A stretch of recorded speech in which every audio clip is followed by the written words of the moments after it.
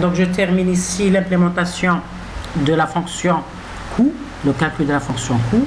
Donc au début, je vais déterminer un nouveau tableau qui va fusionner les coordonnées des points vils, qui est les coordonnées, c'est-à-dire le tableau X des abscisses, le tableau Y des ordonnées. Je vais les fusionner dans un seul tableau, bien les concaténer dans un seul tableau que je vais appeler XY. Donc j'ai utilisé la fonction concatenate de la librairie NumPy. J'ai concaténé X chemin, c'est-à-dire les abscisses du tableau chemin et les ordonnées du tableau chemin. Donc chaque point du chemin, il a son abscisse et son ordonnée, donc je vais les fusionner ou bien les concaténer dans un nouveau tableau XY. Donc ici je vais utiliser le print X, print Y et print XY pour voir l'exécution de cette fonction concatenate. Donc on est en train d'aller pas par pas, petit à petit, pour mieux comprendre les différentes étapes de l'implémentation, bien de la programmation de l'algorithme du recul simulé pour la résolution du TSP. Bien. Donc après avoir vu la génération du chemin initial, on est en train maintenant de voir comment calculer la distance de ce chemin. Donc la fonction coût du chemin. Bien du problème d'optimisation qui est la distance du chemin hamiltonien. Bien, donc je vais enlever ici, je vais laisser rendre ces deux impressions sous forme de commentaires pour voir que c'est le résultat de la concaténation seulement. Ok, bien. Donc je vais exécuter. Donc vous voyez premièrement qu'il m'a affiché le vecteur X, le vecteur Y et la concaténation. Donc vous voyez qu'on a une seule ligne du vecteur X, une seule ligne du vecteur Y, ils sont c'est-à-dire délimités par les crochets. Et puis vous voyez que la concaténation, c'est le vecteur XY, c'est une seule ligne avec, c'est-à-dire la fusion des deux lignes, parce qu'on a pris axis par défaut, donc égal à 0, dans les paramètres de la fonction concatenate. Donc automatiquement, il va concaténer ligne par ligne, donc il va concaténer les deux lignes. Donc on a voit ici 0,7, 0,7, 0,67, 0,67. Ici c'est les premières valeurs, 5 valeurs, c'est les abscisses, donc jusqu'à 0,6. Et puis on a pris la troisième, c'est-à-dire le sixième point du tableau XY, c'est 0,1, le premier point de Y, etc. Et il m'a généré bien sûr, c'est-à-dire mon chemin initial. Je vais refaire l'exécution pour voir qu'il va changer de chemin. Vous voyez que le chemin a changé parce que les abscisses sont générées aléatoirement avec le random uniforme. Bien, donc ici pour mieux voir, je vais écrire ici x égale, ok, virgule, pour voir c'est-à-dire les deux vecteurs. Donc on a c'est le vecteur donc x ici. Je peux même écrire vecteur abscisse pour que l'étudiant comprenne c'est-à-dire l'importance de chaque, ou bien le sens, ou bien la sémantique de chaque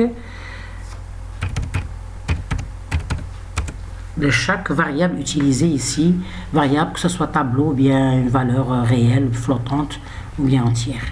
Le vecteur y qui est le vecteur ordonné des ordonnées, c'est-à-dire y égale. Vous voyez, c'est important de comprendre tous ces détails au début. Y. Bien. Donc on a vecteur ici. Bien. Non. Donc, vecteur ordonné, c'est le vecteur Y, et vecteur des abscisses, c'est le vecteur X. Très bien. Et ici, la concaténation.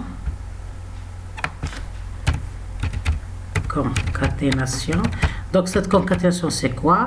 C'est pour avoir les coordonnées. Parce que les coordonnées d'un point, ce sont ses abscisses et ses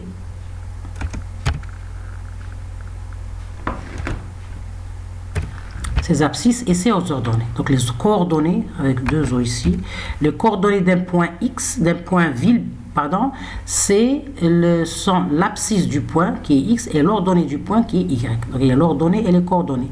Coordonnées بالعربية الإحداثيات. Donc on a X qui est le vecteur des abscisses et Y qui est le vecteur des ordonnées. Bien. Donc je vais refaire mon exécution. Donc vous voyez, on a le vecteur de x, donc c'est le premier vecteur ici. Vecteur des ordonnées, c'est le vecteur y, deuxième vecteur. La concaténation, en utilisant bien sûr la formule concatenate, ou bien la fonction de la librairie NumPy concatenate, elle m'a donné un nouveau vecteur de dimension double, c'est-à-dire de dimension de x plus la dimension de y, donc c'est la dimension 5 plus 5, c'est 10. Vous voyez un nouveau vecteur. C'est pour pouvoir faciliter le calcul, c'est-à-dire des distances qu'on a, c'est-à-dire de la formule distance ici qu'on va utiliser. Cette formule-là. Vous voyez, toujours je reviens à la formule. On va utiliser cette formule. Donc j'ai fait la concaténation pour, c'est-à-dire parcourir pour utiliser ces coordonnées ça une seule fois dans un seul tableau qui est le tableau coordonnées. Bien. Donc vous voyez ici, il m'a affiché c'est-à-dire le résultat. Si je refais bien sûr l'exécution, j'aurai un chemin différent, vous voyez, parce que c'est généré aléatoirement. Donc ici, on est au niveau du chemin initial. On a déterminé le chemin initial, c'est-à-dire vis-à-vis des 5 points, parce que j'ai fixé les villes à 5, n égale à 5. On a ici n égale à 5. OK. Donc ici, c'est les valeurs initiales qui sont fixées. Et puis, je détermine aléatoirement le chemin initial qui est, je l'ai déterminé avec la fonction range qui va me donner un ordre croissant des nombres de villes, n. Et puis, je vais je vais calculer sa fonction coût, la première fonction coût du chemin initial, en utilisant bien sûr j'ai défini une fonction que j'ai appelée fonction coût en utilisant la formule. Donc, au début, j'ai pris la concaténation pour avoir le vecteur coordonné. Bien, maintenant, une fois que j'ai ce vecteur, je vais calculer l'énergie. Donc l'énergie, c'est-à-dire ce qui est la fonction coût, donc j'ai utilisé la terminologie du récuit, l'énergie est égale. Donc j'ai utilisé premièrement le SQRT, c'est la racine carrée de la somme de xy moins mp roll. Donc vous voyez ici que j'ai utilisé la fonction roll. Pourquoi j'ai utilisé roll? Donc c'est une fonction aussi que j'ai utilisée, bien sûr, pour pouvoir structurer mon idée. Je voudrais calculer la distance point par point. Donc en additionnant, c'est-à-dire en utilisant la formule pour chaque point.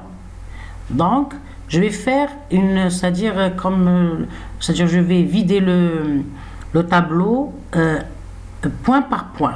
Et je calcule, puis j'additionne. Donc vous voyez que j'ai deux sommes ici. J'ai utilisé la fonction somme, donc je vais expliquer cette fonction, qu'est-ce qu'elle fait.